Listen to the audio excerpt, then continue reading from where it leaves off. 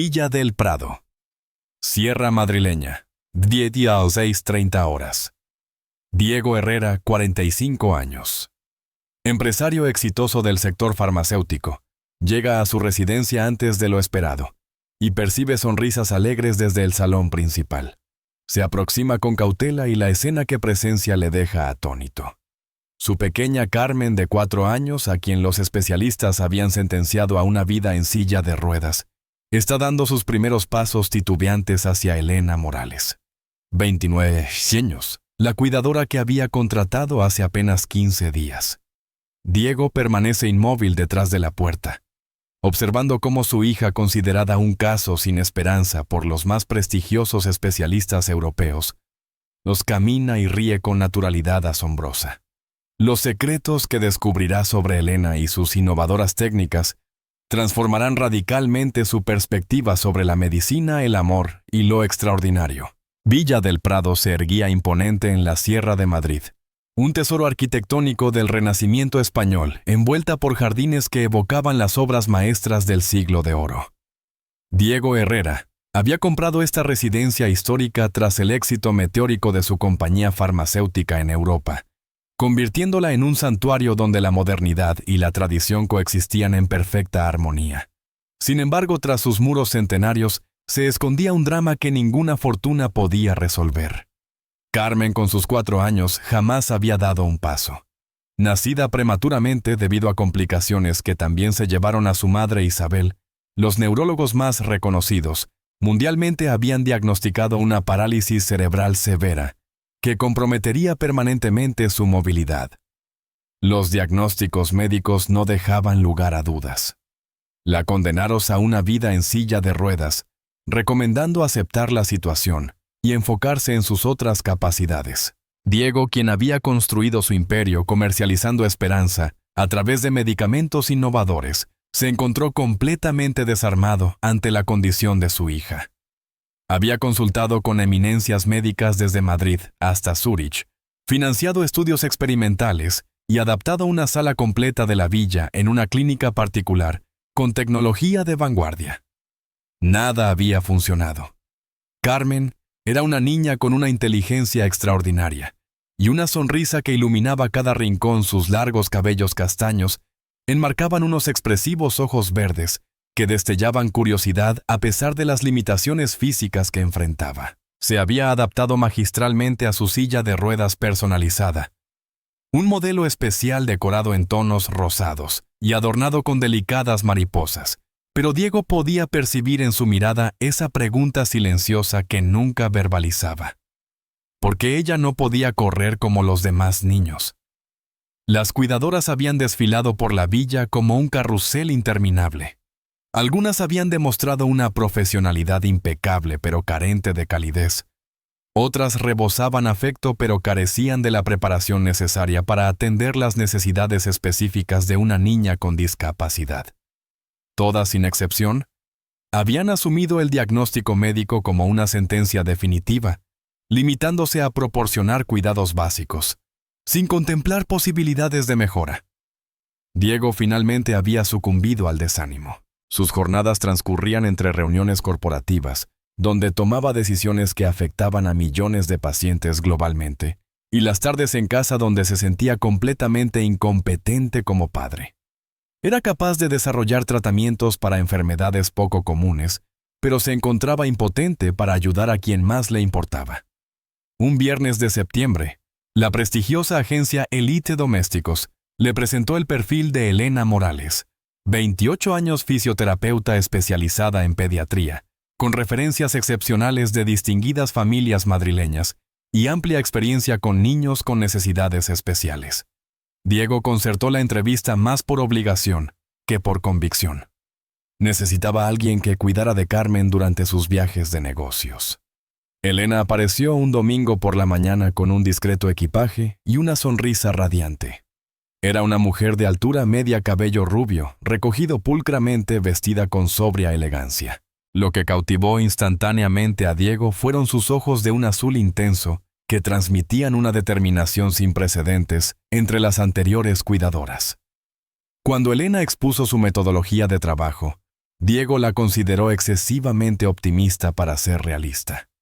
Hablaba de energías inexploradas, de la asombrosa conexión entre la mente y el cuerpo, de transformaciones que surgían de la dedicación constante. Sus palabras sonaban más como las de una visionaria que como las de una terapeuta convencional, pero Carmen quedó instantáneamente cautivada. La pequeña, usualmente reservada con personas desconocidas, comenzó a conversar con Elena como si compartieran una amistad de años. Le presentó orgullosamente su colección completa de muñecas, los dibujos que decoraban las paredes de su cuarto. Compartió entusiasmada sus historias preferidas. Elena la escuchaba con una atención extraordinaria. Formulaba preguntas perspicaces. Se reía con las ocurrencias de Carmen, con una autenticidad que tocaba el alma. Diego contrató a Elena esa misma noche, más impresionado por la conexión instantánea con Carmen que convencido por sus métodos poco tradicionales. Ignoraba que estaba por presenciar la transformación más extraordinaria de su existencia. Transcurridas 2 semanas desde la incorporación de Elena, Diego había percibido cambios sutiles, pero reveladores en Carmen. Su hija irradiaba más vitalidad, sus risas eran más frecuentes.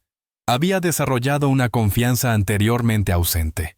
Desconocía que Elena implementaba con su hija técnicas que trascendían la simple asistencia cotidiana. Cada amanecer, Elena convertía el espacio de juegos de Carmen en un laboratorio de exploración motriz. Jamás denominaba ejercicios a sus actividades conjuntas, sino aventuras mágicas. Carmen, acomodada sobre la alfombra mullida, aprendía a mover sus piernas como alas de mariposa, a simular natación aérea con movimientos que activaban conexiones neuronales dormidas. Diego, cuando presenciaba estas sesiones, observaba escéptico estas dinámicas. Los especialistas habían sido categóricos sobre la irreversibilidad del daño neurológico de Carmen, asegurando que ciertas conexiones cerebrales estaban comprometidas definitivamente. Contemplar a Elena motivando a su hija a mover las piernas le parecía despiadado, casi como nutrir esperanzas imposibles. Sin embargo, no podía ignorar la felicidad de Carmen. La pequeña aguardaba ansiosamente el momento de las aventuras mágicas con Elena, disfrutaba plenamente las sesiones, había comenzado a expresar sueños sobre correr libremente por el jardín. Diego oscilaba entre el deseo de frenar estas fantasías y el gozo de contemplar a su hija tan radiante y llena de energía. Elena había implementado una metodología completamente innovadora. En vez de simplemente empujar la silla de ruedas de Carmen, la incentivaba a utilizar su propia fuerza muscular para desplazarse de manera independiente. Había convertido cada trayecto dentro de la casa en una expedición emocionante, y Carmen se impulsaba con entusiasmo hacia cada nuevo destino. La musculatura de sus brazos se había desarrollado notablemente, fortaleciendo paralelamente su confianza personal. Las veladas estaban reservadas para lo que llamaban el teatro de los pies. Lena creaba relatos donde los pies de Carmen se convertían en protagonistas que necesitaban aprender el arte de la danza.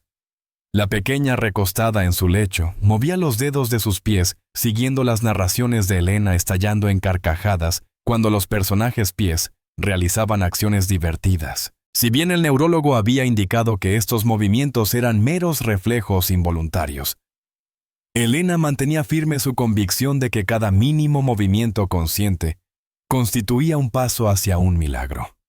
Una noche, mientras Diego cenaba en solitario, en el amplio comedor escuchó risas prolongadas descendiendo desde la planta alta. Ascendió sigilosamente y se detuvo ante la puerta entreabierta del cuarto de Carmen. Elena, sentada en el suelo con las piernas cruzadas, narraba una historia dando vida a los personajes con distintas voces. Carmen yacía boca abajo, sostenida sobre sus codos, siguiendo la narración con ojos maravillados. Pero lo que verdaderamente impactó a Diego fue observar cómo su hija movía las piernas rítmicamente, simulando caminar mientras permanecía acostada. Elena integraba estos movimientos naturalmente en la narrativa. La princesa movía así sus piernas porque atravesaba corriendo el prado mágico. Diego se retiró desconcertado. Los especialistas habían clasificado estos movimientos como espasmos involuntarios, pero algo en el proceder de Elena sugería que ella percibía algo que otros habían ignorado. El viernes de la segunda semana, Diego tenía programado un viaje a Bruselas para una reunión con la Comisión Europea sobre sus nuevos medicamentos experimentales. Era una reunión decisiva que podría generar ingresos millonarios, pero por primera vez en su trayectoria profesional, sentía resistencia a abandonar su hogar. No lograba identificar el motivo exacto, pero una intuición le advertía que algo trascendental podría suceder en su ausencia. La conferencia en Bruselas resultó extraordinaria. La comisión dio luz verde a 3 de sus innovadores fármacos destinados al tratamiento de enfermedades poco comunes, asegurando para su compañía beneficios sustanciales. Y más importante aún, la capacidad de brindar esperanza a miles de pacientes europeos. Debería haber sido el momento cumbre de su vida profesional. No obstante, su mente solo anhelaba retornar a casa. El vuelo arribó al aeropuerto Madrid-Barajas con 2 horas de anticipación. Diego optó por no informar a Elena sobre su llegada prematura. Deseaba sorprender a Carmen. Mientras conducía por la sierra madrileña rumbo a Villa del Prado, experimentaba una inexplicable agitación, como si estuviera al borde de un descubrimiento que alteraría su existencia. No imaginaba cuán certera era esa sensación. Eran las 4:30 cuando Diego ingresó sigilosamente por la puerta principal de Villa del Prado. La luz otoñal se colaba por los amplios ventanales dibujando patrones luminosos sobre el antiguo piso de mármol. Un silencio apacible reinaba en la casa hasta que un sonido familiar quebró la quietud. Risas auténticas y jubilosas que no había escuchado desde el fallecimiento de Isabel. Las voces emanaban de la sala principal, ahora adaptada como espacio lúdico para Carmen. Diego se aproximó cautelosamente y se detuvo junto a la puerta entreabierta. La escena que presenció lo dejó inmóvil. Elena permanecía erguida en el centro del cuarto, brazos extendidos hacia adelante, con una sonrisa resplandeciente. A 2 metros de distancia, Carmen se incorporaba. Sus pequeñas manos se apoyaban en el suelo, sus músculos piernales, aquellos diagnosticados sin capacidad motora, se tensaban visiblemente para mantenerla en pie. Carmen avanzó un paso titubeante, luego otro. Sus pies se asentaban en el suelo con determinación creciente, mientras su risa cristalina, el sonido más dulce que Diego había escuchado, jamás resonaba por la habitación. Paso a paso, Carmen se acercaba a los brazos extendidos de Elena. Diego sintió que sus piernas flaqueaban ante la escena. Su pequeña, que había sido sometida a incontables evaluaciones médicas, estaba logrando lo imposible: levantarse por sí misma. Sus extremidades inferiores, aquellas que los médicos habían declarado neurológicamente comprometidas, la mantenían erguida. Al alcanzar a Elena y fundirse en su abrazo, ambas estallaron en carcajadas liberadoras que inundaron cada rincón de la villa. Elena la elevó por los aires haciéndola girar, mientras Carmen gritaba de pura felicidad. Diego se recostó contra la pared con lágrimas descendiendo por sus mejillas. Lo que presenciaba desafiaba todos sus conocimientos médicos, todo lo que creía saber sobre las limitaciones del cuerpo humano. Su hija había dado sus primeros pasos. No eran pasos perfectos, pero eran auténticos voluntarios desafiando cada pronóstico médico recibido. Carmen divisó a su padre, y su rostro se iluminó instantáneamente. Se desprendió del abrazo de Elena, se mantuvo en pie, y comenzó su travesía hacia él. Cada movimiento era un milagro en sí mismo. Diego se arrodilló extendiendo sus brazos. Cuando Carmen se lanzó hacia él, la envolvió en un abrazo eterno. ¿Te está cautivando esta historia? Dale me gusta y suscríbete al canal. Continuemos con el video. Diego lloraba desconsoladamente mientras su pequeña le susurraba que Elena le había enseñado que los pies aprenden a caminar cuando escuchan las historias adecuadas. Diego elevó su mirada hacia Elena, quien los contemplaba con ojos húmedos, pero también con cierta inquietud. Comprendía que lo acontecido planteaba interrogantes que trascendían la medicina convencional. ¿Quién era verdaderamente Elena Morales? ¿Cómo había conseguido lo que los expertos consideraban imposible? Esa noche, tras acostar a Carmen, quien no cesaba de relatar su mágica experiencia, Diego y Elena se reunieron en el salón principal. La chimenea emitía un suave crepitar mientras Madrid resplandecía con su manto de luces nocturnas. Diego había descorchado una selecta botella de Ribera del Duero, pero las copas permanecían intactas. El ambiente estaba impregnado de interrogantes silenciosos. Diego observaba a Elena con una mirada renovada, intentando reconciliar la imagen de la dulce cuidadora con la de la profesional que había logrado un avance médico extraordinario. Elena disipó el silencio explicando que lo presenciado no era producto de la magia, sino el resultado de un meticuloso trabajo fundamentado en principios científicos frecuentemente ignorados por la medicina convencional. La capacidad neuroplástica en los niños superaba significativamente los límites reconocidos por la comunidad neurológica.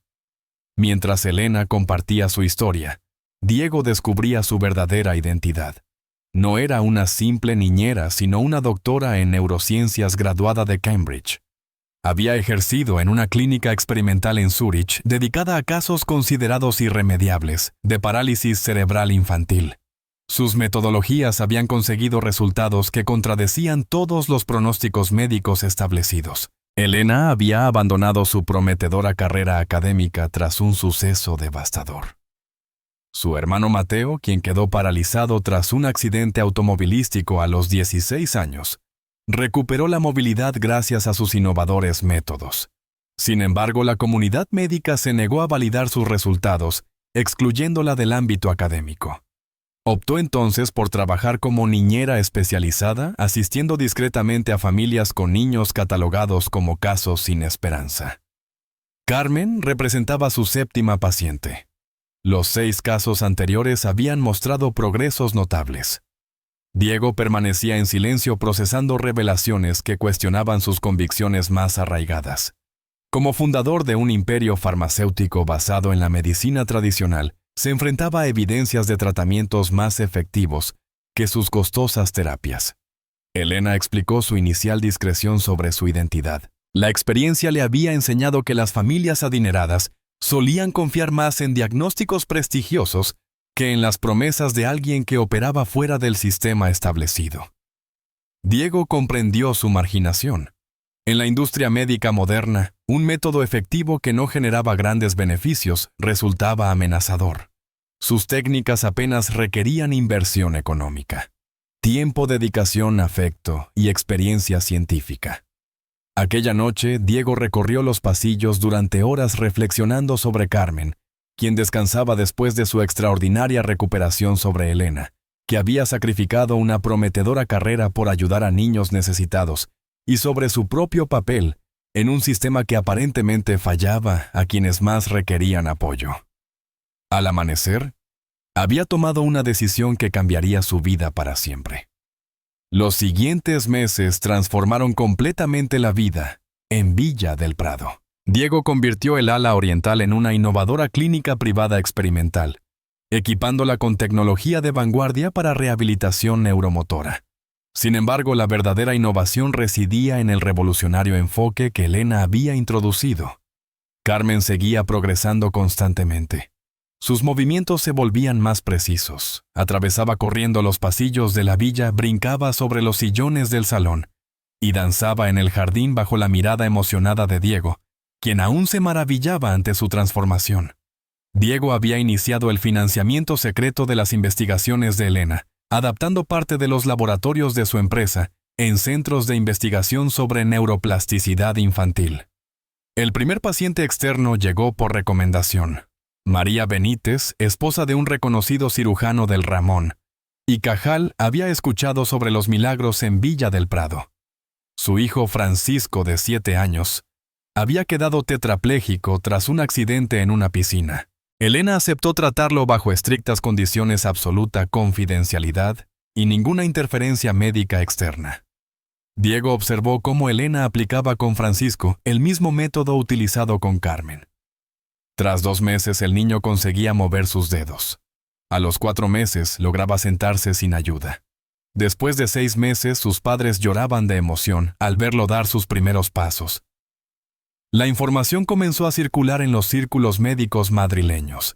Diego recibió llamadas acusatorias de académicos y empresarios, pero también súplicas desesperadas de padres de toda Europa que rechazaban los diagnósticos médicos tradicionales. La decisión final surgió una tarde primaveral durante una cena en el jardín con Carmen y Elena. Carmen relataba entusiasmada cómo había participado en carreras con sus compañeros de clase, presumiendo ser la más veloz entre todos.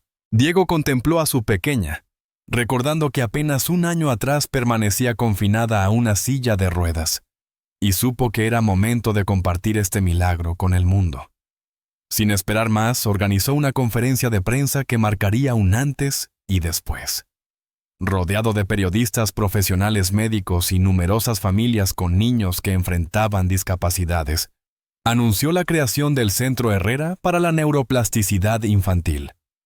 Expuso detalladamente los casos exitosos de Carmen y Francisco, compartió evidencias visuales de sus transformaciones y explicó los fundamentos científicos respaldados por sus investigaciones. Lo más impactante fue su compromiso de destinar la mitad de su fortuna para ofrecer tratamientos sin costo. La noticia causó un verdadero terremoto mediático. Varios colegas del campo médico lo acusaron de abandonar los principios científicos establecidos. Las publicaciones especializadas criticaron duramente lo que consideraban promesas sin fundamento. Sin embargo, miles de familias de diversos rincones del planeta comenzaron a contactarlos presentando casos de niños considerados incurables. Elena, quien siempre había mantenido un perfil discreto, se encontró en el epicentro de una controversia médica internacional. Pero ella mantenía clara su prioridad.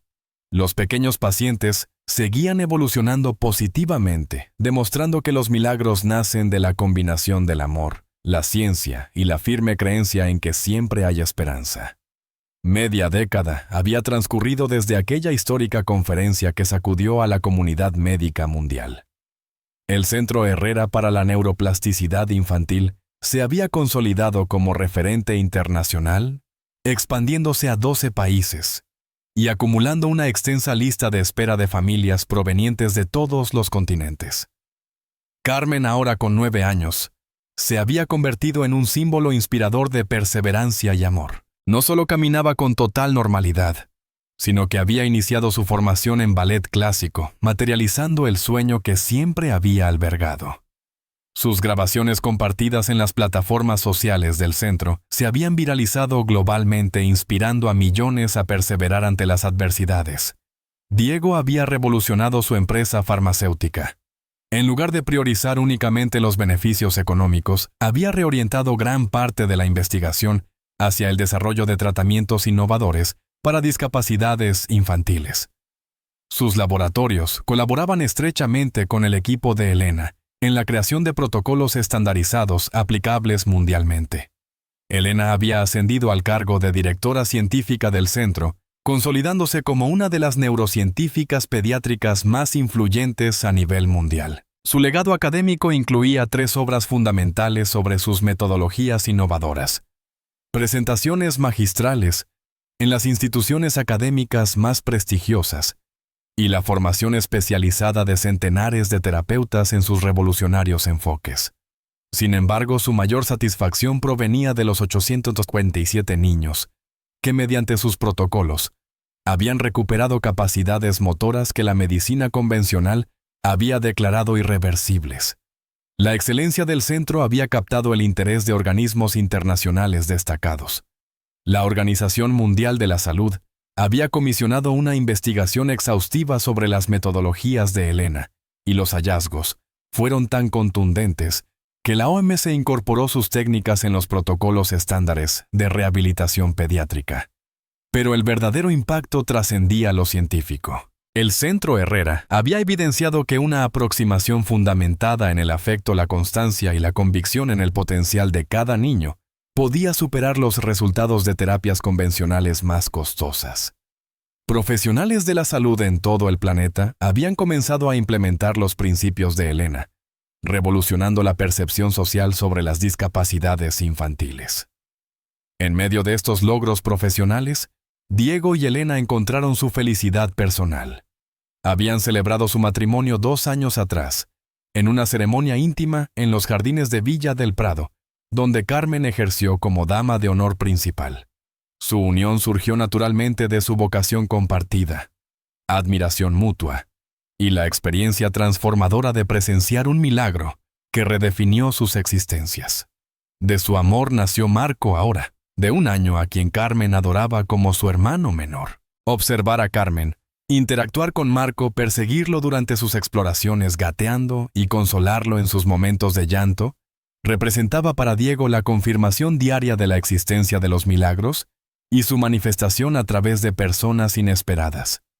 Durante una apacible cena veraniega en la terraza de Villa del Prado, contemplando la sierra madrileña bañada en tonos rosados del atardecer, Carmen planteó una pregunta conmovedora sobre sus recuerdos de cuando no podía caminar. Elena, estrechando su mano con ternura, le explicó que lo verdaderamente significativo no era recordar las limitaciones pasadas, sino celebrar todos sus logros posteriores. Diego, alzando a Marco, que reía con alegría desbordante, reflexionó sobre cómo cada niño posee en su interior la capacidad innata de realizar milagros, requiriendo únicamente a alguien que deposite suficiente fe en ellos, para ayudarles a descubrir ese potencial extraordinario. Aquella noche, mientras arropaban a los pequeños y se acomodaban en su rincón predilecto para contemplar el firmamento estrellado a través del ventanal panorámico, Diego y Elena comprendieron que habían forjado algo que trascendía los límites de su propia familia. Habían demostrado al mundo que el amor auténtico no se limita a un sentimiento, sino que se materializa en acciones concretas, capaces de transformar la vida de otros. Aquella niña, a quien los pronósticos negaban la posibilidad de caminar, ahora recorría el mundo con libertad, transmitiendo el mensaje de que ninguna aspiración es demasiado ambiciosa cuando se conjuga la valentía de creer en los milagros con la determinación para materializarlos. El Centro Herrera continuaba su expansión, ampliando su alcance para beneficiar a más niños, capacitando a un número creciente de terapeutas y transformando cada vez más existencias. Sin embargo, para Diego, Elena y Carmen, el milagro más extraordinario seguía siendo el cotidiano despertar cada mañana con la certeza de que el amor puede verdaderamente mover montañas, incluso cuando esas montañas se llaman imposible. Si esta historia de milagros tangibles y amor transformador te ha conmovido, no olvides dar like y suscribirte para descubrir más relatos extraordinarios que reafirmarán tu fe en el poder de la determinación. Comparte en los comentarios. ¿Has experimentado algún milagro en tu vida? ¿Consideras que el amor puede superar cualquier obstáculo médico? Y mantente atento al próximo video donde conocerás otra historia extraordinaria que demuestra cómo la esperanza puede modificar el destino.